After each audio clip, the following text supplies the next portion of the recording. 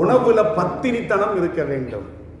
நாம எப்படி சம்பாதிக்கிறோம் எண்ணிமிக்க சலதாலசன் சொல்றாங்க, ஒரு காலம் வரும் எப்படி சம்பாதிக்கிறோம் பொருட்படுத்தவே மாட்டான்.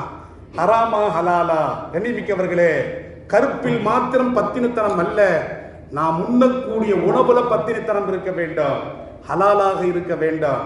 ஸல்லல்லாஹு அலைஹி வஸல்லம் அவர்கள் சொல்லுகின்ற பொழுது அல்லாஹ்ட்ட கையேந்து கேட்பான், பிரயாணத்தில் ஈடுபடுறான், அவனுடைய தலைவிரி கோலம் புழுதி படிந்திருக்கிறது, யா ரப்பு யா ரப்பு என் துஆவை கபூல் செய்யி. அல்லாஹ் கபூல் செய்ய மாட்டான். ஸல்லல்லாஹு அலைஹி வஸல்லம் சொல்றாங்க, வ மத்அமுஹு ஹராமுன் வ மல்பஸுஹு ஹராமுன் வ மஅகலுஹு ஹராமுன், சாப்பிடுற சாப்பாடு ஹராமு, உடுத்துற உடை ஹராமு, அவனுடைய உணவு அது ஹராமா இருக்குது, அவனுடைய குடிபான ஹராமா இருக்குது. அல்லாஹ் எப்படி துஆவை கபூல் செய்வான்? கண்ணியமிக்கவர்களே, இந்த 4 தன்மைகள் உங்கள்கிட்ட இருந்து உலகமே உங்களை விட்டு தவறி போனாலும் பரவாயில்லை,